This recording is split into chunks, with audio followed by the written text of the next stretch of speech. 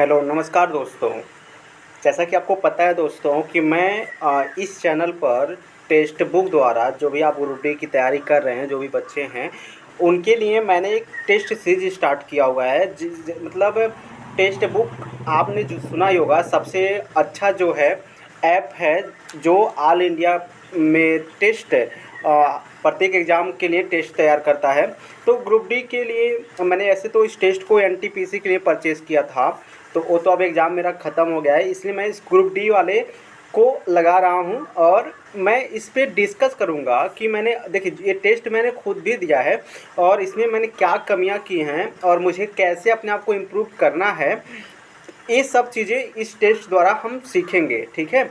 हमारा भी जो दोस्तों अगर बात करें रैंक की, तो मैं भी कुछ अच्छा रैंक नहीं ले पा मतलब ला पाता था, लेकिन धीरे धीरे मेरे जो रैंक में इम्प्रूव हुआ है, मेरी नॉलेज में थोड़ा सा इम्प्रूव हुआ है। तो आप भी इससे अपना नॉलेज इम्प्रूव कर सकते हैं, ठीक है।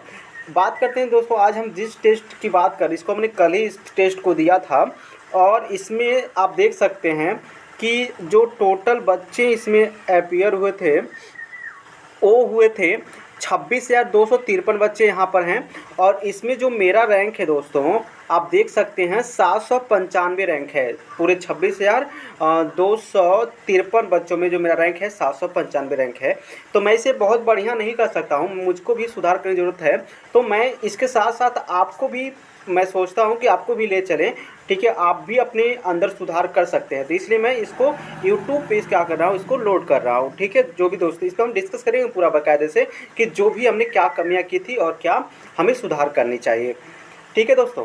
तो अगर हम बात करते हैं दोस्तों, तो इसमें अगर आप देखिएगा तो जो मेरा अंक है 100 में से कितना है, 79.37 मेरा रैंक है, नंबर है, अंक है। और इसमें आप देखें, अगर आप परसेंटेज निकालें तो लगभग 96.98% हो रहा है, ठीक है दोस्तों, ठीक है। परसेंटाइल जो इसका 96.98% है। अगर इस पर आप देखें बस दोस्तों, तो जो ये मैं ओबीसी से आता हूँ, तो जो ओबीसी का कट ऑफ आप देख रहे हैं वो 65 से 70 है। तो ऑब्वियसली मेरा जो कट ऑफ से मैं थोड़ा ज़्यादा हूँ, ठीक है। तो हालांकि मुझे इस पर खुश होने की ज़रूरत नहीं है, हमें अच्छे और अच्छे भी हम लोग कर सकते हैं, ठीक है दोस्तों। आगे अगर देखें दोस्तों, तो मेरी जो एक्यूरेसी है ये थोड़ा सा चिंता करने वाली बात है। इसमें जो 88.3% मेरा जो एक्यूरेसी आता है दोस्तों अगर आप बात करें इसमें अटेम्प्ट की, तो मैंने 100 में से 94 क्वेश्चन अटेम्प्ट किया था, ठीक है दोस्तों, जिसमें से 83 मेरे क्या हो गए थे, सही हुए थे। तो 94 मैंने अटेम्प्ट किया था, 83 सही हुए थे। तो अगर मेरी रैंक की बात करें दोस्तों, तो मेरा रैंक जो है 11 क्वेश्चन रैंक हुआ था। इसमें रैंक वाली जो क्वेश्चन है दोस्तों, एक कुछ तो मेरी गलती से रैंक हुआ था और कुछ जैसे क्वेश्चन पढ़ने के आप अच्छी तरह से जब क्वेश्चन नहीं पढ़ते हैं तो उसकी वजह से कुछ रैंक हो जाते हैं, ठीक है दोस्तों। चलिए, तो और एक चीज़ और देखिए, इसमें जो सर्वश्रेष्ठ स्कोर है दोस्तों वो अभी तक 88.67 है, ठीक है। और इसकी औसत की बात करें दोस्तों, तो 58.10 का औसत है, ठीक है, 1 0 का औसत है। तो ये सारी चीज़ें हैं दोस्तों। अब चलते हैं हम अपने क्वेश्चन, अपने जो भी क्वेश्चन है उसके तरफ हम लोग चलते हैं, ठीक है दोस्तों। चलिए, अगर दोस्तों हम बात करें, आप मेरी जो पहला जो क्वेश्चन दोस्तों, बहुत ही मैंने बहुत बड़ी गलती कर दिया था इस पहले क्वेश्चन में, क्योंकि इससे अच्छा आसान क्वेश्चन आपको मिलेगा भी नहीं। और इसमें मैंने गलती क्या किया था, गलती से दोस्तों ये जो पूछा गया, देखिए दोस्तों, 9 लगातार प्राकृतिक संख्याओं का औसत 41 दिया गया है। इन संख्याओं में सबसे बड़ी संख्या क्या है, यही आपसे पूछा गया था। तो सबसे बड़ी संख्या की अगर बात करें दोस्तों, तो हमने इसमें गलत क्या पढ़ लिया था कि सबसे छोटी संख्या हमको बताना है। ये चीज़ें यही से मेरी गलती हो गई थी दोस्तों। अगर आप देखिए तो लगातार प्राकृतिक संख्या की बात हो रही है। अगर हम दोस्तों मान लें कि 3 लगातार प्राकृतिक संख्या है, तो जो औसत होता है दोस्तों वो क्या होता है, उसके मिडिल का जो जो बीच वाला वैल्यू होता है ना, वही औसत है। जैसे हम यहाँ पर देखिए 1 2 3, इनकी अगर औसत की बात करें तो दोस्तों इसके जो बीच वाला वैल्यू यानी कौन आ रहा है, 2, यही क्या होगा, इसका औसत होगा। तो दोस्तों अगर आपसे यहाँ पूछा जाएगा कि सबसे छोटी संख्या बताइए, तो आप क्या देख रहे हैं कि इससे एक कम घटा देंगे तो सब दो, माने औसत में से एक घटा दिए तो सबसे छोटी मिल जाएगी, और औसत में से एक जोड़ दीजिए तो सबसे बड़ी संख्या मिल जाएगी। तो दोस्तों कहने का मतलब क्या है, बात समझिए। यहाँ पर 9 संख्या हैं। तो अगर आप देखें दोस्तों तो 9 संख्या है, 1 2 3 4 5 6 7 8 9। तो दोस्तों आप बताइए 9 संख्या में जो सबसे मिडिल वाला वैल्यू होगा, मतलब मध्य वाला होगा, वही तो इसका औसत कहलाएगा। देखिए लगातार प्राकृतिक संख्या की बात हो रही है, तो इसमें जो सबसे बीच वाला वैल्यू होता है वही क्या कहलाता है दोस्तों, वही कहलाता है हमारा औसत। तो अगर आप देखें दोस्तों तो इसमें जो पाँचवा वैल्यू होगा, पाँचवा वैल्यू क्या कहलाएगा, इसका औसत कहलाएगा। तो 2 तो 4 यानी ए वाला क्या कहलाएगा, औसत कहलाएगा। तो ए कितना है दोस्तों, 41 है। तो ए कितना हो जाएगा, 42। ए कितना हो जाएगा, 43। ए कितना हो जाएगा, 44। और एक क्या हो जाएगा दोस्तों, 45। तो जो आपका सबसे बड़ा वैल्यू हो जाएगा वो कितना हो जाएगा दोस्तों, 45 हो जाएगा। तो मैंने क्या गलती कर दी दोस्तों, मैंने सबसे छोटा वैल्यू ज्ञात कर लिया था। तो इस तरह से मेरा क्वेश्चन क्या हो जाता है, रॉन्ग हो जाता है। ठीक है दोस्तों, आगे बढ़ते हैं। आगे दोस्तों अगर देखें हम तो एक आदर्श तरल पदार्थ की श्यानता क्या होनी चाहिए दोस्तों। सबसे पहले आप समझिए आदर्श तरल पदार्थ होता क्या है। तो जैसे हम अगर बात करें ठोस के बीच में, जो अगर दो ठोस हैं तो उनके बीच में एक बल कार्य करता है, उनकी संपर्क तल पर एक बल कार्य करता है, उस बल को हम लोग बोलते हैं घर्षण बल। ठीक इसी तरह दोस्तों जब दो द्रव की जो दो परतें, ठीक है दोस्तों, द्रव की जो देखिए जो तो द्रव होता है वो परत के हिसाब से बहता है। ठीक है दोस्तों, अलग अलग परतों में बहता है। ठीक है, तो इनके बीच, इन परतों के बीच में एक बल कार्य करता है, इस बल को हम लोग बोलते हैं श्यान बल। क्या बोलते हैं दोस्तों, श्यान बल। यानी अगर आप सिर्फ श्यान बल एक तरह का घर्षण बल ही होता है। ठीक है, ये द्रव के ये तरल पदार्थों में काम करता है और घर्षण बल क्या करता है, ठोस पदार्थों में काम करता है। तो अगर कोई आदर्श द्रव है, ठीक है दोस्तों, आदर्श तरल है, तो उसका जो श्यान बल हो गया, यानी जो श्यान बल कहें, यानी जो एक विरोधी बल है वह शून्य होना चाहिए। ठीक है दोस्तों, तो देखिए मेरा ये आंसर ऑलरेडी सही है, इसमें मैंने शून्य को ही टिक किया था। ठीक है, तो आदर्श गैस वही होते हैं जिनमें श्यान बल क्या होंगे, शून्य होने चाहिए, और इनकी जो संपीड्यता था, ठीक है, वह भी शून्य होना चाहिए। ठीक है, उनमें मतलब असंपीड्य होनी चाहिए। ठीक है दोस्तों, चलिए आगे हम लोग बढ़ते हैं दोस्तों। यहाँ देखिए एक मैथ का क्वेश्चन है। ठीक है दोस्तों, यहाँ पर सिंपल सी बात है, ये मैथ का क्वेश्चन है, बहुत ही आसान ही क्वेश्चन है। स्थिर जल में नाव की गति कितना है, 35 किमी प्रति घंटा है। 3 घंटे में धारा के अनुकूल 135 किमी की दूरी तय करती है। धारा की गति बतानी है आपसे। अब आप समझिए दोस्तों, 3 घंटा नाव चली है, तो 3 घंटा में नाव 35 के हिसाब से कितना दूर जाएगी। तो आप देखेंगे 35 के हिसाब से 3 घंटा में ये 105 किमी जा रही है। लेकिन हो क्या रहा है दोस्तों कि यह 105 नहीं 135 जा रही है। तो इसका मतलब दोस्तों अगर 135 जा रही है तो यानी कितना अधिक गई होगी, 30 अधिक गई होगी। अच्छा दोस्तों, ये 30 अधिक क्यों गई, क्योंकि धारा भी उसको क्या कर रहा होगा, नाव को मतलब धक्का दे रहा होगा। तो 30 अधिक गई है कितने घंटे में, 3 घंटे में। तो यानी जो धारा का स्पीड होगा वो 10 होगा। ठीक है दोस्तों, तो यहाँ से आप सिंपल सी भाषा में इसको आप समझ सकते हैं। ठीक है, इसका स्पीड कितना हो गया, 10। चलिए दोस्तों आगे आप देखिए तो रीजनिंग का क्वेश्चन है, बहुत ही देखिए इसमें फिगर अगर बात करें आकृति को पूरा करने के लिए आपको क्या देखना होता है कि कोई एक चीज़, एक पॉइंट को उठाइए, ठीक है, और उसको ढूंढिए कि किस में है और किस में नहीं है। तो हमने इसमें देखिए क्या ढूंढा कि आप यहाँ देख रहे हैं दोस्तों, यहाँ पर इस सब में एक कोना कोना है ना। अब इस कोने को हम ढूंढने निकले तो इस यहाँ तो कोना दिख रहा है, लेकिन यहाँ नहीं दिख रहा है, यहाँ नहीं दिख रहा है, यहाँ। तो सिंपल सी बात है दोस्तों कि आपका जो आंसर है फर्स्ट हो जाएगा। यहाँ पर देखिए दोस्तों पार्थेनोकार्पी क्या है। तो देखिए दोस्तों कि जब बिना मतलब निषेचन के, जैसे का मतलब क्या है, बिना जब किसी पौधों में, ठीक है दोस्तों, बिना निषेचन के ही फल का विकास हो जाता है, तो इस प्रक्रिया को हम क्या बोलते हैं, पार्थेनोकार्पी बोलते हैं। और दोस्तों ये किसमें होता है, तो यह उन फलों में होता है जिनके अंदर बीज नहीं पाया जाता है। एग्जाम्पल में सबसे अच्छा एग्जाम्पल आपको हम देते हैं केला। तो आप देखेंगे दोस्तों केला में क्या होता है, बीज नहीं पाया जाता है। ठीक है दोस्तों, तो इनमें प्रजनन की कौन सी प्रक्रिया होती है, पार्थेनोकार्पिक होता है। ठीक है, केला हो गया, अनानास हो गया, तो इनमें क्या होते हैं दोस्तों, बीज नहीं पाए जाते हैं। ठीक है, आगे चलते हैं दोस्तों। इसमें भी वही दोस्तों, यहाँ पर देखिए अगर तो आपसे यहाँ पूछा गया कि इससे संबंधित आकृति का चयन करना है। तो देखिए दोस्तों अगर आप ध्यान से देखें तो ए वाला ना, इसका क्या है दोस्तों, ये जल प्रतिबिंब है ना, ये इसका जल प्रतिबिंब है। तो आप अगर इसके जल प्रतिबिंब को ढूंढेंगे दोस्तों तो फाइनली आपको जो मिलेगा यही मिलेगा, इसका जल प्रतिबिंब। ठीक है, तो यही लॉजिक था इसमें। आगे चलते हैं दोस्तों।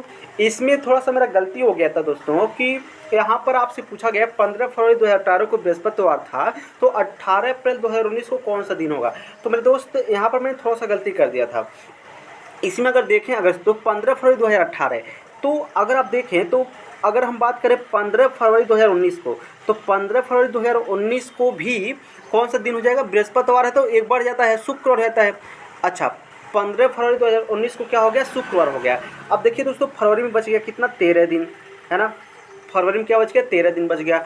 अब फरवरी हो गया 13 दिन। अगर हम बात करें दोस्तों मार्च की, तो मार्च में 3 दिन शेष बचता है। ठीक है, और बात करते हैं 18 अप्रैल का पूछा गया है, तो प्लस 18 अप्रैल कर लेते हैं। अगर दोस्तों इन सबको आप जोड़िएगा तो आपको मिल जाएगा 34 मिल जाएगा। ठीक है दोस्तों, कितना मिल जाएगा, 34। ठीक है दोस्तों, अगर 34 को आपने किससे भाग कर दिया, 7 से डिवाइड कर दिया, तो आपको मिल जाएगा दोस्तों कितना, आपको मिल जाएगा, सॉरी एक सेकेंड। ठीक है दोस्तों, तो यहाँ पर अगर देखें हम तो आपका क्या था, मार्च में फरवरी में 13 बचा था, मार्च में कितना हो गया था 3, और अप्रैल में कितना 18। जब इसको जोड़िएगा तो मिलेगा आपको 34। जब इसको 7 से डिवाइड करिएगा दोस्तों तो आपको मिलेगा कितना, 6।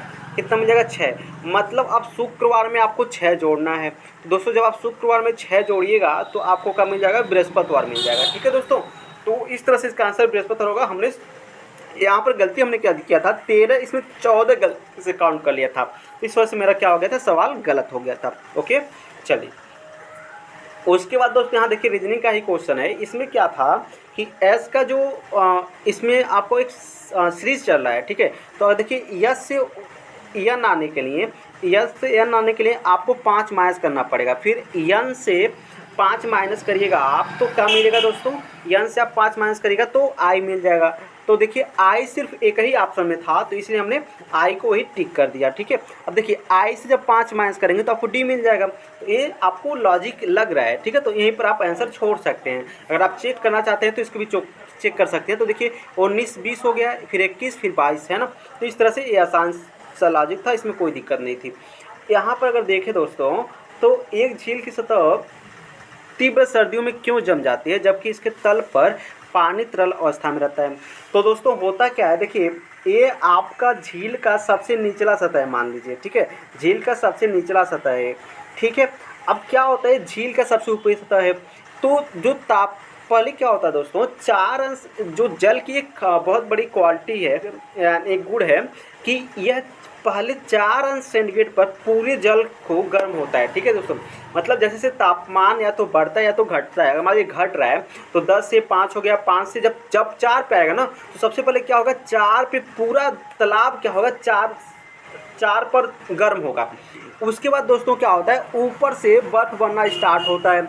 जब ऊपर से बर्फ़ बनना स्टार्ट होता है तो फाइनली आते आते नीचे आते आते क्या होता है दोस्तों, नीचे आते आते क्या होता है दोस्तों कि जो अभी पानी नीचे बचा रहता है तब तक ऊपर क्या बनता है, बर्फ़ बन जाता है। और आपको बता दें कि जो बर्फ़ होता है वह उष्मा का एक कुचालक होता है। इस तरह से इधर की उष्मा ना ही इधर आ पाती है और ना इधर की उष्मा उधर जा पाती है। तो ऊपर बर्फ़ जम जाता है और नीचे पानी पानी हो जाती है। तो यहाँ से इसी से क्या होते हैं, जल के अंदर जो जलीय जीव होते हैं वो मरते नहीं हैं, वो जीवित रहते हैं। वह इन्हीं मतलब जल में आकर के बैठ जाते हैं। ओके दोस्तों, तो आप समझ गए होंगे इसको। यहाँ पर देखें दोस्तों तो 15 cos square theta plus 17 sine square theta का न्यूनतम मान आपको बताना है। तो दोस्तों देखिए इसका न्यूनतम मान क्या होता है, समझिए बात को। ये 15 cos स्क्वायर थीटा है और 17 साइन स्क्वायर थीटा। तो इसमें आप देखिएगा इन्हीं cos और साइन जिसके पास अधिक वैल्यू होगा, जैसे यहाँ पर देखिए cos के पास कितना वैल्यू 15 है, साइन के पास कितना है 17 है। तो अगर अधिकतम मान आपसे पूछा जाए तो 17 होगा, अगर न्यूनतम मान पूछा जाए तो 15 है। ठीक है दोस्तों, तो बस सिंपल सा लॉजिक है। अधिकतम मान कितना हो जाएगा 15 और न्यूनतम कितना हो जाएगा, अधिकतम 17 और न्यूनतम 15। यहाँ पर देखिए दोस्तों, भारत का सबसे लंबा बांध कौन है। तो आपको पता है दोस्तों, भारत का सबसे लंबा बांध हीराकुंड बांध है और यह उड़ीसा में है। ठीक है दोस्तों। और भारत की जो सबसे लंबा बांध है क्या है, हीराकुंड बांध है और ये उड़ीसा में है। अगर बात करें दोस्तों सरदार सरोवर बांध की, तो यह नर्मदा नदी पर है। अच्छा, ये महानदी पे है, ठीक है दोस्तों। और ये सरदार सरोवर बांध ये नर्मदा नदी पे है, ठीक है। भाखड़ा नागल बांध ये सतलज नदी पे है। और टिहरी बांध अगर बात करें तो ये भागीरथी पे नदी पे है। तो अगर बात करें सबसे लंबी बांध, सबसे ऊंची बांध जो है वह आपकी हो जाएगी टिहरी बांध हो जाएगी, ठीक है। और सबसे ऊंचा गुरुत्व बांध जो होगा वो आपका भाखड़ा नागल बांध हो जाएगा, ठीक है दोस्तों। तो ये चीज़ें आपको याद रखनी होगी। आगे चलते हैं दोस्तों। अगला जो अपना जो टॉपिक है वो क्या है, निम्न में से कौन सा अवतल दर्पण का उपयोग नहीं होता है।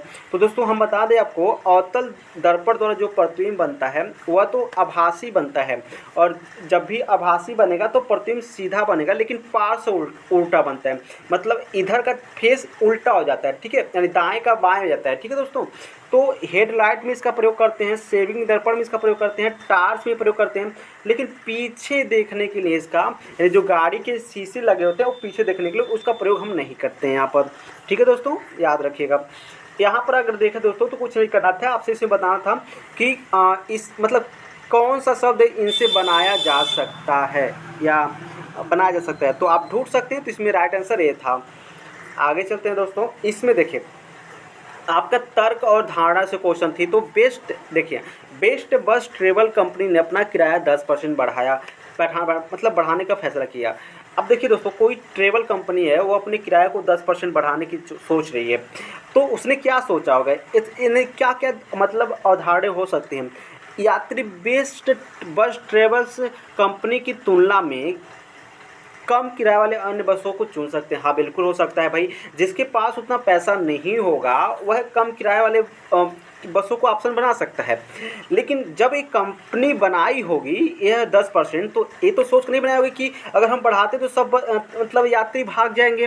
तो उसने ये सोचा होगा, कहीं उसके दिमाग में आई होगा, ये बात आया होगा कि यात्रियों द्वारा बसों की मांग के किराए वृद्धि के बाद भी अपरिवर्तित रह सकती है, तभी तो उसने 10% बढ़ाया। नहीं तो किसी को अपना नुकसान करने का फ़ायदा क्या है। उसने कहीं नहीं कि सोचा होगा कि हो सकता है कि यात्री तब भी हमारे बस का ही सहारा लें, ठीक है दोस्तों। तो दोनों तर्क यहाँ पर क्या होते हैं, मजबूत होते हैं, नीत हैं, ठीक है दोस्तों।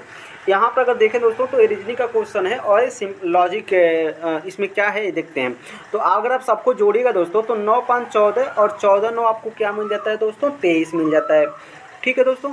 उसके बाद आप देखें तो 8 7 15, 15 8 23, 7 9 9 7 16, 16 7 23। लेकिन इसमें देखिए 8 2 10 और 10 8 18, तो ये इसमें क्या हो जाता है, गलत हो जाता है, ठीक है दोस्तों। यहाँ पर देखिए मैंने एक मिस्टेक किया था। यहाँ पर मैंने क्या किया था दोस्तों, देखिए प्रवणता का जो सूत्र होता है, 2 पॉइंट दिए गए हैं और आपको प्रवणता निकालना है, यानी समांतर रेखा प्रवणता और प्रवणता बात दोनों की एक ही होती है, ठीक है दोस्तों। देखिए रेखा, 2 समांतर रेखाओं की प्रवणता हमेशा क्या होती है, बराबर ही होते हैं, एक ही होता है, ठीक है दोस्तों। यहाँ पर देखिए अगर तो प्रवणता के लिए जो फार्मूला होता है दोस्तों ये होता है m = y2 - 1। देखिए प्रवणता बोलिए या आप ढाल बोलिए, फिर x2 - x1, ये होता है इसका फार्मूला।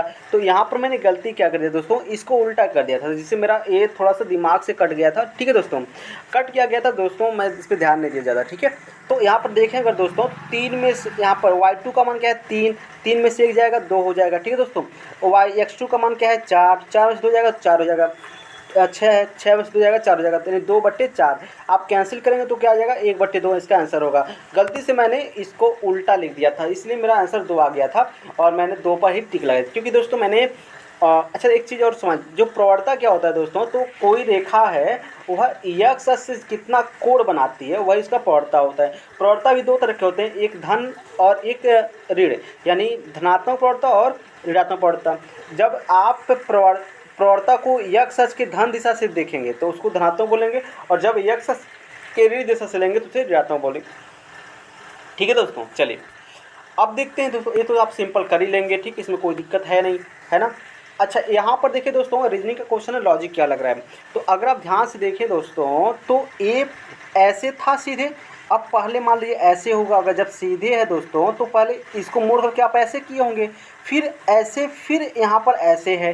तो मतलब दोस्तों ये क्या है कि ये 90 घुमा और ये 45 घुमा, मतलब 135 का इसमें क्या हो रहा है, क्लॉकवाइज 135 रोटेट कर रहा है। तो जब आप क्लॉकवाइज 135 रोटेट करेंगे दोस्तों, तो आपको जो ऑप्शन मिलेगा, देखिए पहले क्लॉकवाइज ए ऐसे है ना, ए ऐसे है, तो इसको आप रोटेट करेंगे 90 डिग्री पे तो ऐसे आ जाएगा।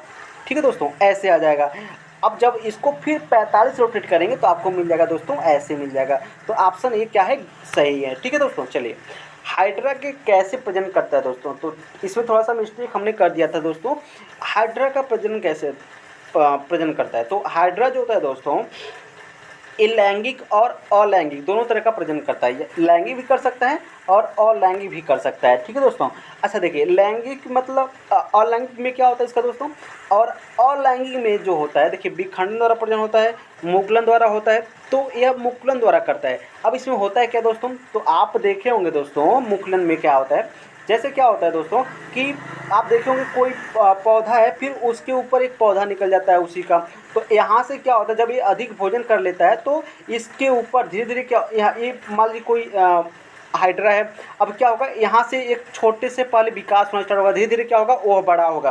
तो इस मतलब उसी में से, उसी पौधे में से दूसरा पौधा निकलना ही क्या कहलाता है दोस्तों, मुकुलन कहलाता है। ठीक है दोस्तों। तो याद रखिएगा, जो हाइड्रा है ये लैंगिक और अलैंगिक दोनों तरह के प्रजनन कर सकता है। अच्छा देखिए, किस संवैधानिक संशोधन द्वारा पंचायत राज की अस्तित्व है, तो आपको पता है दोस्तों, जो 73वां संविधान संशोधन था, ठीक है, और इसमें इसी में क्या हो गया, पंचायती राज अस्तित्व में आया। इसमें ग्राम पंचायत, फिर पंचायत समिति और फिर इसमें आपका जिला परिषद का गठन हुआ था। ठीक है दोस्तों, ये आपका कौन सा है, 73वां संविधान संशोधन। और ये कब आया था दोस्तों, तो ये आया था आपको 1992 में आया था। ठीक है दोस्तों, कब आया था, 1992 में। और इस संविधान के किस अनुच्छेद में, किस अनुसूची में इसमें संशोधन किया गया, तो इसकी जो 9वीं अनुसूची है दोस्तों, इसमें क्या होता है, इसका संशोधन होता है। यानी याद रखिएगा, इस 73 जो संविधान संशोधन है, इसका संबंध पंचायती राज से है और यह 1992 में आया था। और इसके द्वारा अनुच्छेद 9 आता है और 243 अनुच्छेद में इसकी संशोधन, मतलब 243 में ये है। ठीक है, अनुच्छेद 243 में। ठीक है दोस्तों, चलिए आगे देखते हैं तो, कि जब युद्ध या बाहरी आक्रमण के आधार पर आपत्ति किया जाता है तो इसे क्या बोलते हैं, दोस्तों, जब कोई दूसरा देश युद्ध कर देता है आपके देश पे, तो इसमें जो आपातकाल लगती है उसे आप बोलते हैं राष्ट्रीय आपातकाल। ठीक है दोस्तों, राष्ट्रीय आपातकाल अनुच्छेद 352 में है। किस में है, 352 में। और एक होता है दोस्तों संवैधानिक आपातकाल, यानी ये आपका है दोस्तों, संवैधानिक आपातकाल कब होता है, जब किसी राज्य में को मतलब संवैधानिक तंत्र विफल हो जाता है। कहने का मतलब क्या है कि कोई राज्य को चलाने में क्या होता है कि असक्षम होता है, तो उस समय जो आपातकाल लगती है उसे आप बोलते हैं दोस्तों संवैधानिक आपातकाल, और यह अनुच्छेद 356 में है। ठीक है दोस्तों, एक होता है दोस्तों वित्तीय आपातकाल। ठीक है, वित्तीय आपातकाल अनुच्छेद 360 में आता है। और आज तक दोस्तों आपसे पूछा था क्वेश्चन में कि अभी तक कौन सा आपातकाल नहीं लगा हुआ है, तो जो वित्तीय आपातकाल है ये अभी तक नहीं लगा हुआ है। यह 360 अनुच्छेद 360 से संबंधित है। ठीक है दोस्तों, चलिए आगे बढ़ते हैं। यहाँ पर अगर देखें दोस्तों, तो इसमें मैंने गलती कर दी थी। ठीक है दोस्तों, और यहाँ पर अगर देखें तो एक तस्वीर की तरफ इशारा, रीजनिंग का क्वेश्चन है, एक तस्वीर की तरफ इशारा करते हुए सुनीता ने कहा, मान लीजिए कोई तस्वीर है, ठीक है, इधर इशारा करते हुए सुनीता, मान लीजिए सुनीता है, मान लीजिए ये सुनीता है। ठीक है दोस्तों, सुनीता है, एक तस्वीर की इशारा करते हुए सुनीता ने कहा, यह लड़का, मतलब ये जो लड़का है, ठीक है, ये लड़का है, ठीक है, यह लड़का, मान लीजिए यह लड़का मेरी बहन की सास, अच्छा इसकी बहन है, इसकी कोई बहन है, इसकी कोई सास होगी, इसकी कोई सास होगी, सुनीता है और इसकी बहन है, इसकी कोई सास होगी। ठीक है, ये इसकी सास है, मान लीजिए सास इकलौती बेटे की यानी इसके सास की इकलौता बेटा होगा, इकलौते बेटे की पत्नी का बेटा है, यानी ये इसका तभी इसका क्या होगी, पत्नी होगी। ठीक है, ये इसका बेटा है तो इसका क्या होगा, पत्नी होगा, पत्नी का बेटा है। अच्छा, ये तो कौन इस मतलब ये जो है इन दोनों का बेटा है। तो आपसे पूछा गया है सुनीता का लड़के से क्या संबंध। देखिए दोस्तों, हमें यहाँ पर क्या चीज़ नहीं पता है, क्या हमने ये गलती करी, सुनीता को हमने लेडीज़ मान लिया था, लेकिन हमको पता ही नहीं ना कि सुनीता लेडीज़ है या जेंट्स है ना। बस नाम से हम किसी को नहीं पता कर सकते कि कोई लेडीज़ है या जेंट्स है। ठीक है दोस्तों, तो यहाँ से हम कह नहीं सकते, यानी कोई संबंध हम नहीं निकाल सकते। अगर ये सुनीता क्या होती कि लेडीज होती, तो जाहिर सी बात है कि ये इसका क्या, ये जो है इसकी मौसी लगती। तो हम यहीं पर हमने इसको आंटी टिक कर दिया था, जिससे मेरा क्या क्वेश्चन गलत हो गया था। ठीक है दोस्तों, तो याद रखिएगा, क्योंकि सुनीता का कोई जेंडर नहीं पता है, इसलिए हमने क्या कर दिया कि यह निष्कर्ष हम नहीं निकाल पाएंगे। ठीक है, चलिए यहाँ पर अगर देख तो आपका मैथ का क्वेश्चन है दोस्तों, सिंपल सी बात है। देखिए आप दोस्तों, जब 2 और 5 आपस में मिलते हैं तो क्या बन जाता है, 10। तो देखिए यहाँ पर कितने 2 हैं, 3 हैं, और यहाँ पर 2 हैं, यानी 2 पे कितने 5, यानी 5 2 हो गए आपके पास। ठीक है, 5 2 हो गए, और ये 4 कितने हैं दोस्तों, यहाँ पर 5 4 यहाँ मतलब 4 5 यहाँ पर है, और 5 2 5 यहाँ पर है। मतलब देखें दोस्तों, तो जो 5 है वो 6 है, और 6 को आप क्या लिखिएगा, देखिए 5 पे पावर 5 लिख सकते हैं, और फिर क्या दोस्तों 5 पे पावर 5, और फिर एक 5 यहाँ हमने लिख दिया। तो देखिए दोस्तों कि ये 5 दूना क्या होगा 10।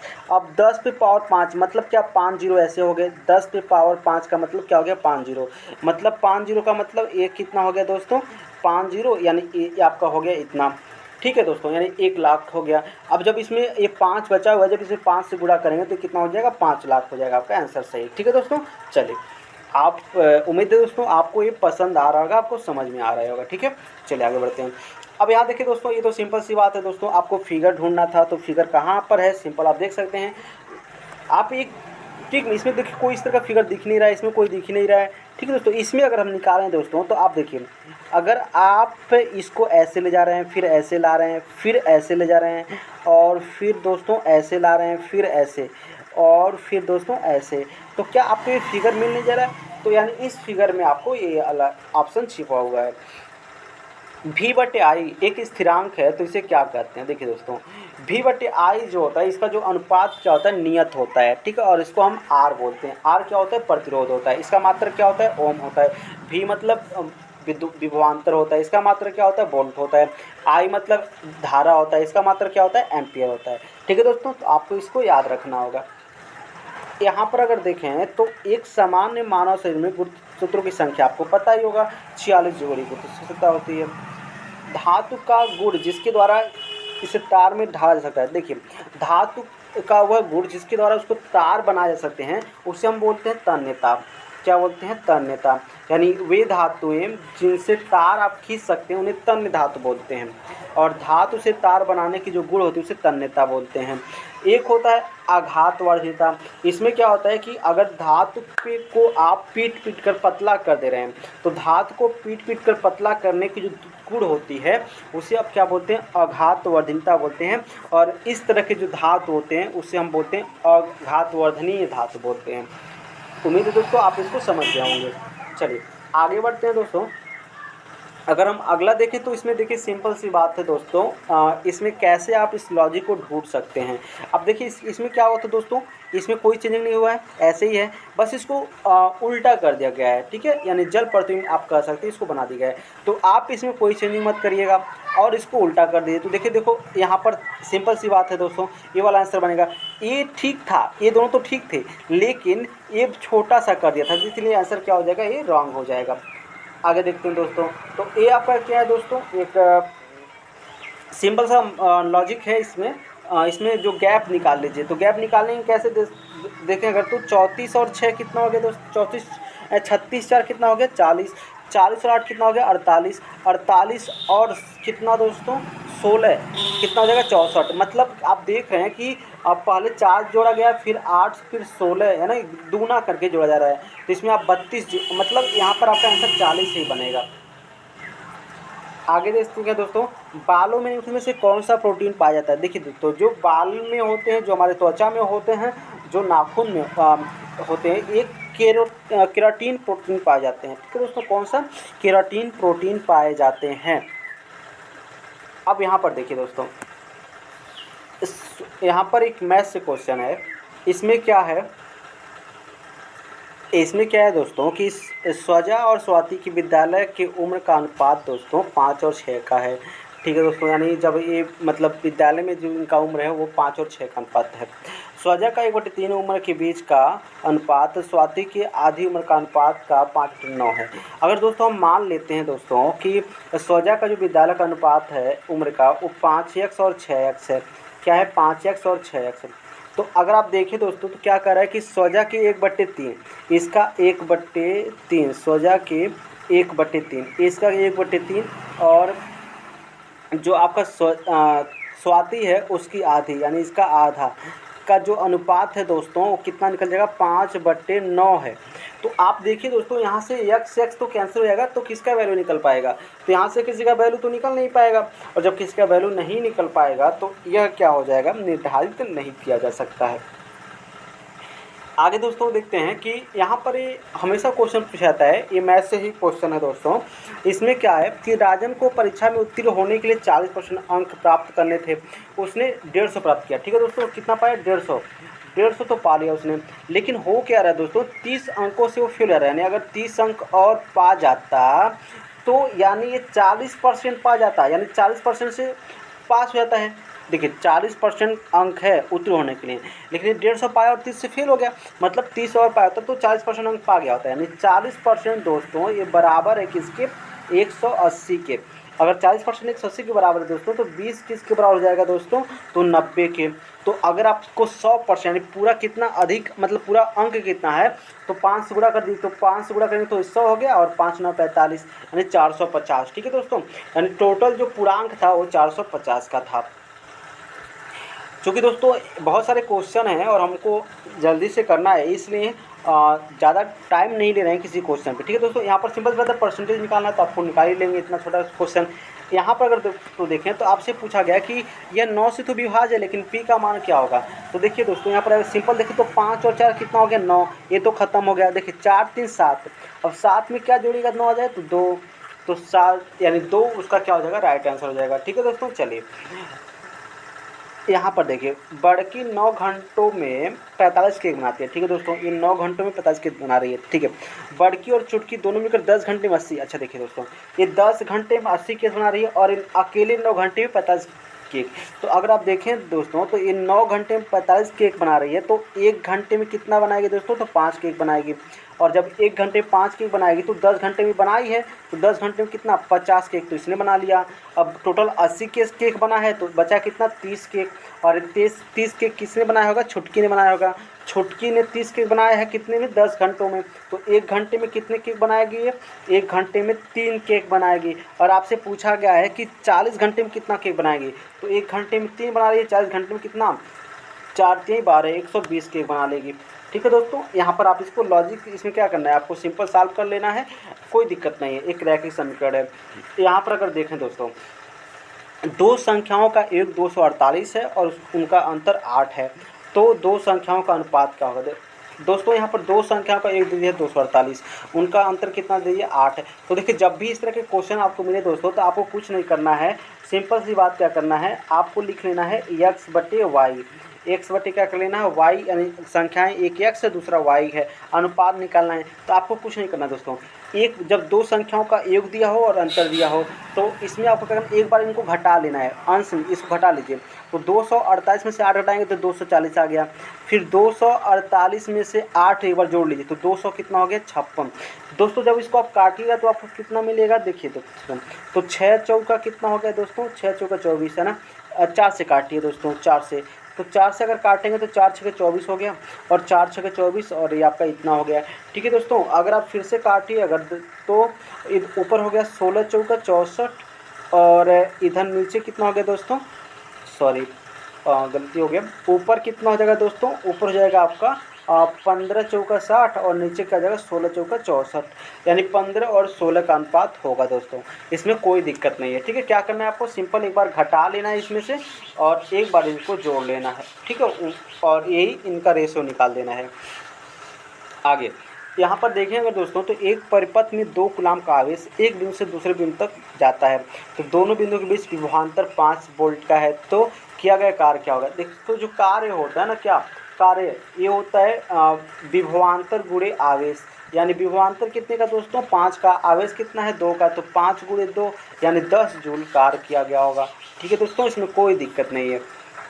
आगे यहाँ देखिए, ये आपका कथन और निष्कर्ष क्वेश्चन है। सभी विभागों में नामांकन बंद है क्योंकि कोई भी सीट खाली नहीं है और छात्र उनके शिक्षाविदों से सक्रिय रूप से शामिल हैं।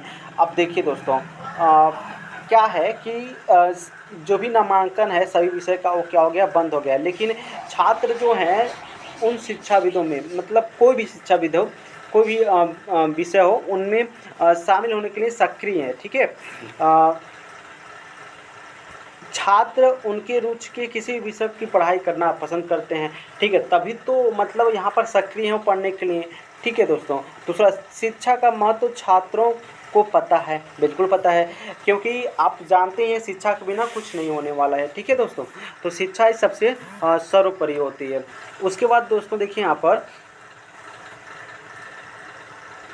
ये भी आपका क्वेश्चन दोस्तों रीजनिंग से है और इसमें आपको क्या करना है? देखिए इसमें आपको करना है दोस्तों कि आपको बताना है इनको किस क्रम में लिखना है, शब्दकोश के क्रम में लिखना है। तो देखिए सबसे पहले हम इसको कैसे देखते हैं, हम अपना अप्रोच क्या बताते हैं। देखिए यहाँ पर 2 है, 2 है। ठीक है दोस्तों, ये 2 2 है ना, और यहाँ पर क्या है? 3 3। सबसे पहले हमने एक चेक किया कि 2 और 3 में पहले कौन आएगा। तो 2 और 3 में देख लीजिए, 2 में ELEG है और यहाँ पर ELEC है। तो जाहिर सी बात है दोस्तों ELEC पहले ही आएगा। तो यानी 3 क्या आ गया दोस्तों? पहले आ गया। अब देखिए, अब 3 में 2 लोग फंस गए, ये दोनों।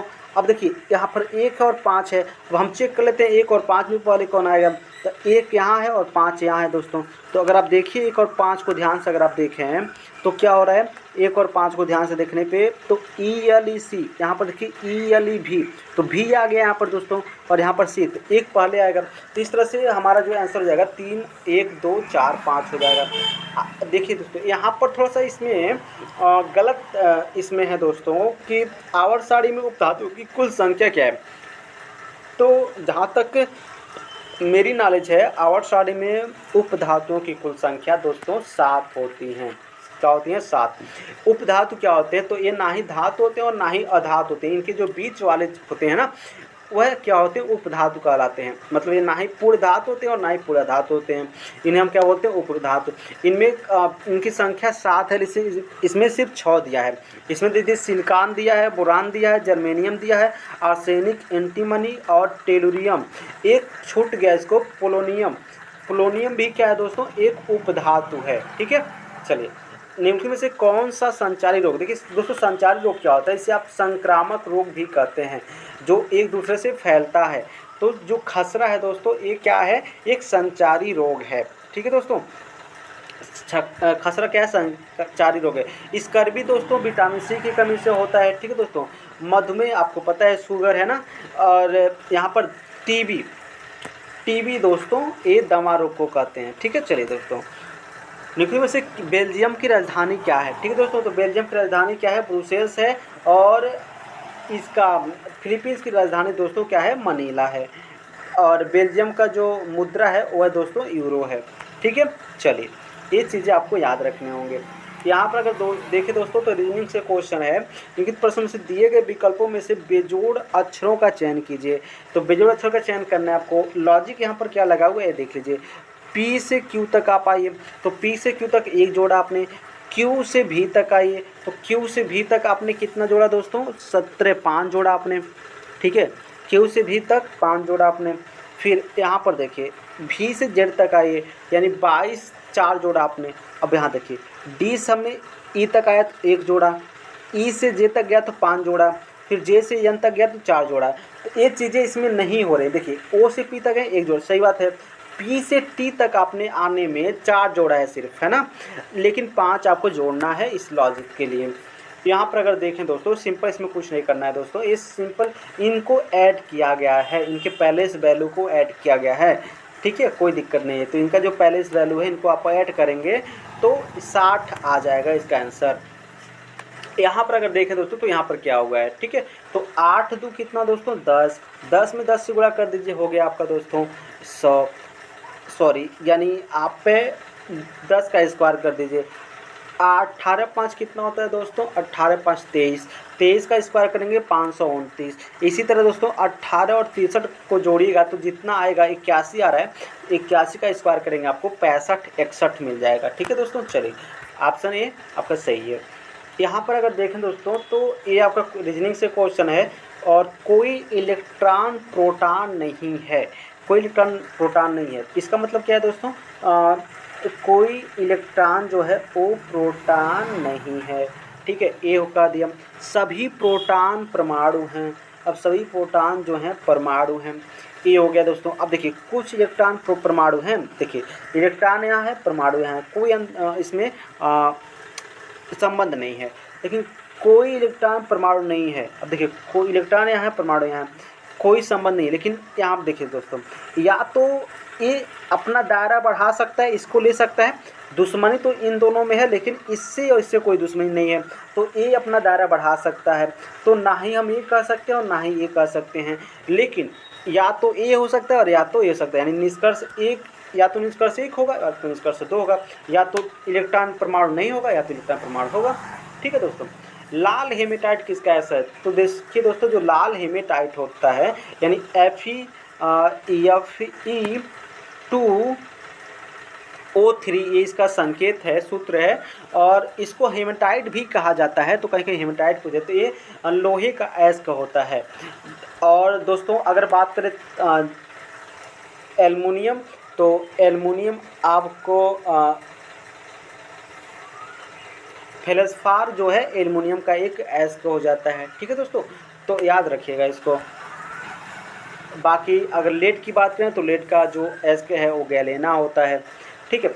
अब देखिए मोरनी मोर मादा है ना, अब यहाँ पर देखिए दोस्तों, यहाँ पर फिगर नहीं दिखा रहा है, इसको नीचे नहीं दिखा रहा है, फिगर क्या था देखिए दोस्तों, जो मोरनी है, ठीक है, मोरनी ये मादा के अंदर आ जाएगा, ठीक है, मोरनी क्या है मादा के अंदर, और मोर क्या हो जाएगा, ये पुरुष है तो ये अलग हो जाएगा।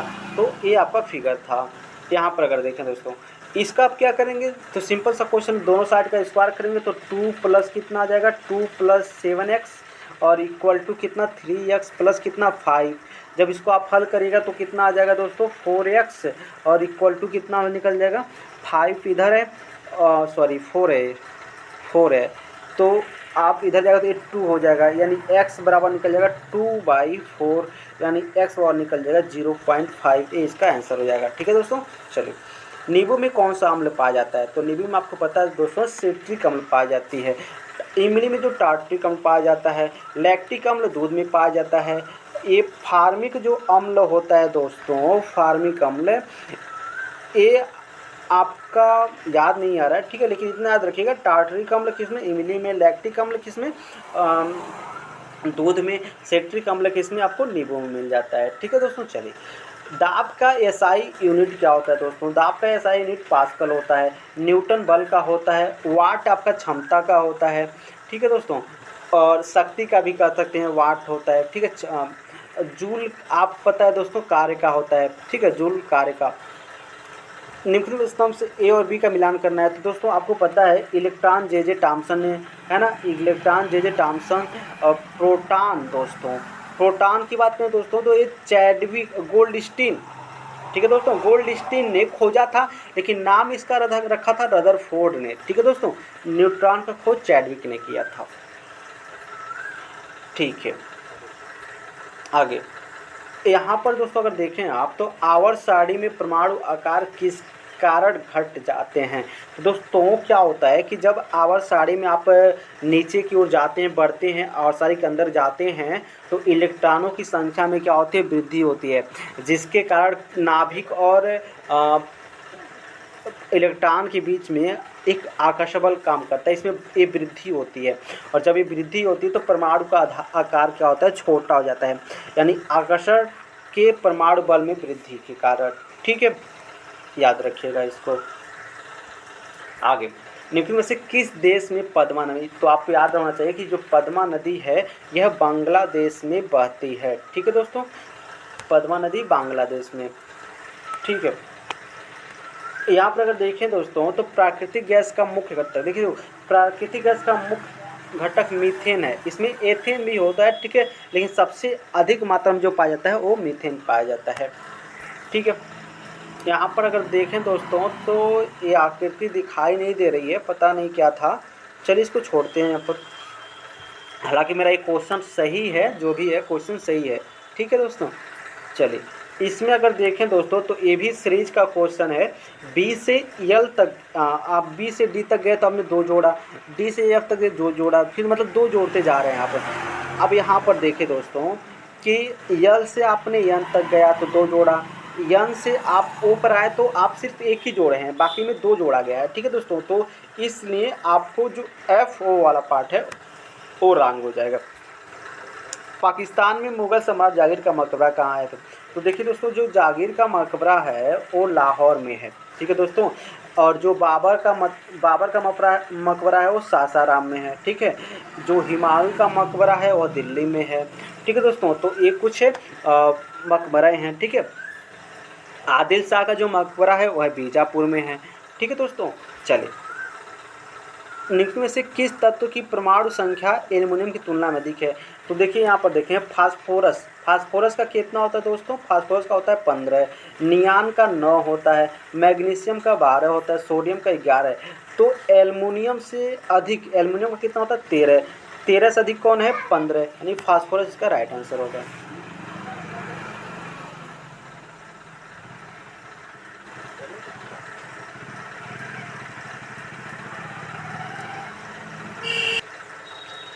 यहाँ पर इसका फिगर भी नहीं शो कर रहा है दोस्तों। चलिए ठीक है, आगे कुष्ठ रोग जीवाणु की कमी से होता है। ठीक है, कुष्ठ रोग किस कमी होता है? जीवाणु कारण। यह है माइक्रोबैक्टीरिया लेबे विषाणु जीवाणु द्वारा होता है। ठीक है, माइक्रोबैक्टीरियम लेप्रे जीवाणु द्वारा होता है कुष्ठ रोग। ठीक है दोस्तों, ये फिगर जो है शो नहीं कर रहा है दोस्तों। अच्छा, यहाँ पर देखिए एक क्वेश्चन है, एक टंकी का 5/7 भाग 30 मिनट में भरता है। ठीक है दोस्तों, देखिए 5/7 भाग कितना भर रहा है? ठीक है, 5/7 भाग ये भर रहा है 30 मिनट में। तो दोस्तों जब अगर हम बात करें तो एक भाग कितना में भर, ये 5 छक्का 30 हो गया गुणा, यानी एक भाग कितने में भरेगा? सॉरी 5/7 है, तो एक भाग भरेगा 42 में। तो आपसे कितना भरना है? शेष भाग को भरना है। तो शेष भाग 7 भाग था, 5 भाग भर गया, तो शेष भाग कितना है? 2/7। 2/7 भरने के लिए एक भाग 42 में, तो 2/7 कितने में? तो 7 छक्का 42, 6 दूना 12, यानी आपका आंसर क्या हो जाएगा दोस्तों? 12 हो जाएगा। यहाँ पर अगर आप देखें दोस्तों तो त्रिभुज पी क्यू आर में पी क्यू और पी आर है। तो देखिए यहाँ पर ये आपका त्रिभुज क्या है? P Q R. यहाँ पर सिंपल सी बात कर रहा है कि पी क्यू ए इसके बराबर है, तो यानी मतलब ये जो कोण है ये भी कोण आपस में बराबर होंगे। ठीक है, क्या होंगे दोस्तों? बराबर होंगे। क्यू पी आर का मान आर पर बाहरी कोण के आधे के समान है। तो आर पर जो ये बाहरी कोण है इसका जो आधा है, ठीक है दोस्तों, आर पे बाहरी कोण यानी इस पूरे का मान कितना हो जाएगा? पूरा तो 180 होता है, 80 में से 108 घटा दीजिए, एक्स घटा दीजिए, तो ये पूरा की अगर बात करें तो 180 माइनस एक्स हो जाएगा। और जब 180 माइनस एक्स होगा तो इसका जो आधा होगा 90 माइनस एक्स/2 होगा। क्या होगा? 90 माइनस एक्स/2।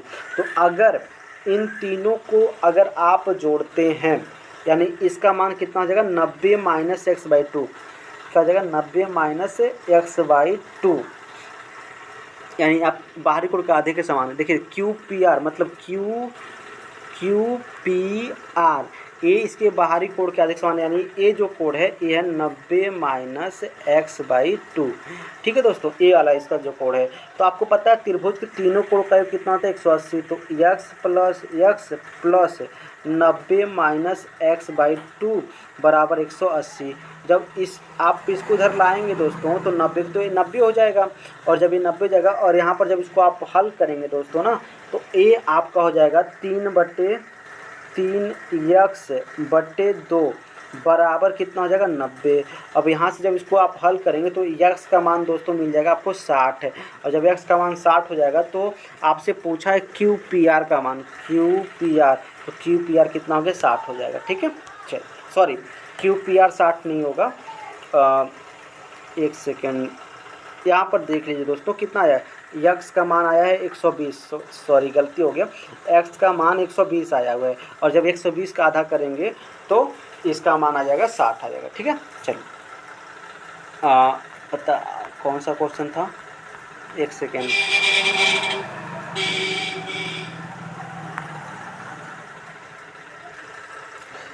यहाँ पर आपको सिंपल क्या करना है दोस्तों, इसको हल करना है, आपको पता है बोर्ड मास का नियम, तो इसको आप सिंपल हल कर सकते हैं। ठीक है, सिंपल इसको हल कर सकते हैं। ठीक है, कोई दिक्कत नहीं इसमें आपका होगा। घर्षण को कम करने वाले पदार्थ को क्या बोलते हैं, स्नेहक। ठीक है दोस्तों, स्नेहक वो होते हैं जो घर्षण बल को कम कर सकते हैं। ठीक है, तो उसका मतलब क्या है, जैसे पॉलिश हो गया, पेंट हो गया, तेल हो गया, ये सब स्नेहक का काम करते हैं। ठीक है दोस्तों, चलिए ये पैसेज टू इंडिया उपन्यास के लेखक कौन थे, ये मुझे नहीं पता था, तो यह एडवर्ड मॉर्गन फोस्टर ये पैसेज टू इंडिया के लेखक हैं। ठीक है दोस्तों, याद रखिएगा। धोनी एक अच्छा बल्लेबाज है। ठीक है, बल्लेबाज तेज हैं। ठीक है, धोनी एक अच्छा बल्लेबाज है और बल्लेबाज तेज हैं। तो सभी तेज व्यक्ति बल्लेबाज हैं नहीं, ये तो नहीं कहा गया, बस इतना कहा गया धोनी एक बल्लेबाज तेज हैं, ये कहा गया है। लेकिन सभी तेज को बल्लेबाज ऐसा नहीं कहा गया है, तो ये इसका सुन। लेकिन धोनी तेज है, क्योंकि धोनी बल्लेबाज है, तो दो बल्लेबाज और तेज है, तो धोनी भी क्या होगा, तेज होगा, तो इसका सुदोष सही होगा इसका। एक मशीन का मूल्य वर्ष 10% का मतलब हर वर्ष 10% गिर रहा है। मतलब दोस्तों 10% का मतलब क्या है, 1/10 है। मतलब पहले 10 था तो अब कितना हो गया 9, फिर 10 था तो कितना हो गया 9। मतलब 2 साल में इसका 100 अगर था तो अब कितना हो जाएगा 81 हो जाएगा। ठीक है, 2 साल में 100 था तो कितना हो जाएगा 81। अब दोस्तों अगर आप देखें तो इस 100 मतलब 2 वर्ष पूर्व कितना था, 100 नहीं था, 100 किसके बराबर है, 100 बराबर है आपके 2000 के। किसके बराबर है, 2000 के। तो अगर आप देखें दोस्तों तो एक किसके बराबर हो गया, 20 के बराबर हो गया। तो 81 गुणे 20 करेंगे जब आप दोस्तों, तो आपको जो आंसर मिल जाएगा 62-20 मिल जाएगा। ठीक है, दो संख्याओं का गुणनफल 231 है और पहली संख्या 21 है, दूसरी संख्या क्या हुई। ठीक है, गुणनफल कितना है दोस्तों, 231 है। अच्छा, पहली संख्या दे दिया है तो क्या करना है दोस्तों, इसमें आपको 231 से 21 में भाग कर देना है, आपको आंसर 11 मिल जाएगा, कोई दिक्कत नहीं। निम्न में से किसे आमतौर पर वाशिंग सोडा कहते हैं दोस्तों। ठीक है दोस्तों, वाशिंग सोडा तो सोडियम बाइकार्बोनेट यानी सोडियम कार्बोनेट। ठीक है दोस्तों, सोडियम कार्बोनेट यानी 2CO3 और सोडियम बाइकार्बोनेट को हम बोलते हैं दोस्तों खाने का सोडा। ठीक है, क्या बोलते हैं, खाने का सोडा, याद रखिएगा। यहाँ पर भी फिगर नहीं दिखाया गया दोस्तों, फिगर में पता नहीं क्या था। आगे चलिए दोस्तों, 20% की छूट देने के बाद 20% की छूट देने के बाद 20% लाभ होता है। यदि 5% की छूट दी जाए तो लाभ कितना होगा। ठीक है दोस्तों, सर समझिए बात को दोस्तों, 20% की छूट देने के बाद लाभ कितना होता है। तो देखिए जो सीपी और एमपी होता है, ठीक है, सीपी और एमपी का रेशियो, एमपी का मतलब दोस्तों मार्क प्राइस, तो सीपी और एमपी का जो रेशियो होता है वो क्या होता है, ये होता है 100 माइनस डिस्काउंट। डिस्काउंट कितने का, 20, यानी 100 माइनस डिस्काउंट 80 हो जाएगा। ये होता है 100 प्लस प्रॉफिट यानी 120 हो जाएगा। जब इसको आप कैंसिल करेगा दोस्तों तो 2 और ये कितना हो जाएगा दोस्तों 3 हो जाएगा। इसको जब आप 50 से गुणा कर दीजिए तो ये 100 हो गया दोस्तों, ये आपका कितना हो गया 150 हो गया। अभी हम आपको बताएंगे मैंने 50 से गुणा क्यों किया। ठीक है दोस्तों, अब देखिए 150 था आपके पास, इसका मार्क प्राइस 150 था, 100% 100 रुपये आपने ख़रीदा हुआ है। अब 150 पे आपने 5% का छूट दिया। जब आप 150 में 5% का छूट देंगे दोस्तों तो आपको पता है कितना मिलेगा, आपको मिलने वाला है 12 150 का 5% निकाल लेते हैं। 150 का 5% निकालेंगे तो दोस्तों आपको मिल जाएगा 15 और 15% कितना हो जाएगा दोस्तों 75, यानी 15% 75 और ये आपका हो जाएगा 750 और बटे कितना है दोस्तों यानी 100। यानी अगर आपको देखें तो आपको डिस्काउंट कितना मिल गया 7.5 का डिस्काउंट मिल गया। 150 में खरीदा था, 150 में मूल्य था, 7.5 का डिस्काउंट दे दिया, यानी आपने उसको बेचा कितना 592, और यानी ये आपका आपने इसको बेच दिया 142.50 रुपये में, 50 पैसे में, 0.50 रुपये में। ठीक है दोस्तों, तो यानी आपने 100 में ख़रीदा, आपको ये तो पूरा लाभ ही दिख रहा है, यानी 42.5 का आपको लाभ हो गया। ठीक है, 42.5 का क्या हो गया, लाभ हो गया। यदि केले को 1 रुपये में 4 की दर से खरीदे जाते हैं तो 1 रुपये में कितने केले बेचे जाने चाहिए ताकि 33.3% का लाभ हो। देखिए 1 रुपये में 4 केला, ठीक है, तो 1 रुपये में 4 केला मतलब खरीदा जा रहा है। ठीक है, तो यानी हम कह सकते हैं कि एक केले का मूल्य कितना है दोस्तों, एक केले का मूल्य कितना है, 1 रुपये में 4 केला, तो एक केले का मूल्य का जगह 1/4 हो जाएगा। ये तो CP हो गया। अब आपको निकालना है SP। SP निकालना कैसे है दोस्तों, तो SP निकालने के लिए आपसे साफ साफ कहा है कि लाभ कितना है 33.33%। इसका मतलब क्या होता है दोस्तों, आपको पता है 1/3, यानी 1/3 इसका मतलब है, यानी 3 का सामान था, आपने कितना में 1 लाभ कर लेकर बेचागा, यानी 4/3 आप कर लेंगे। 4 से 4 क्या हो जाएगा, ख़त्म हो जाएगा, और ये आपका आ गया 1/3। तो मतलब 3 क्या है, केला है, और 1 क्या है, रुपया है, यानी 1 रुपये में आप कितना केला देंगे, 3 केला देंगे।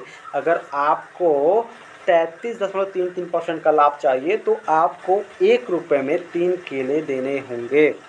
चलिए आगे बढ़ते हैं। आपको सिंपल सी देखिए दोस्तों, क्या है लाभ का मतलब ही क्या होता है, मुनाफा होता है। हिस्सा का मतलब क्या होगा, भाग होगा, साझेदारी होगी, यही तो होगा और क्या। चलिए यहाँ पर अगर देखें दोस्तों तो एक व्यक्ति 55 किमी घंटे की गति से बिंदु A से B तक जाता है और 65 किमी प्रति घंटे गति से वापस लौटता है। व्यक्ति की A से B तक जाने में वापस आने की औसत गति। तो आपको पता है इसका फार्मूला क्या है दोस्तों, फार्मूला यही है था 2x/y फिर x + y। इस पर यानी ये जाने में चाल, ये आने में चाल, जाने में चाल, आने में चाल, इसको हल करेंगे तो आपको मिल जाएगा 59.58। इनमें से किस राज्य की समुद्री तट सबसे लंबी है। तो आपको पता होना चाहिए दोस्तों कि भारत में जो समुद्री तट वाले राज्य हैं वो कितने हैं, वो आपके हैं 9। कौन कौन है दोस्तों, तो सबसे पहले गुजरात हो गया, फिर महाराष्ट्र हो गया, फिर गोवा हो गया, फिर केरल हो गया, सॉरी कर्नाटक हो गया। ठीक है दोस्तों, कर्नाटक हो गया, फिर क्या हो गया, केरल हो गया, फिर आपका हो गया दोस्तों आंध्र प्रदेश हो गया, फिर क्या हो गया, तमिलनाडु हो गया, फिर आपका पश्चिम बंगाल हो गया, फिर उड़ीसा हो गया। ये जो दोस्त हैं ये सीमा समुद्री तट से लगने वाले क्या हैं दोस्तों, राज्य हैं। इसमें जो सबसे बड़ा सीमा क्या होता है, 1600 किमी का जो सीमा है वो कौन लगाता है, वो लगाता है गुजरात। ठीक है दोस्तों, 1600 किमी का। ठीक है,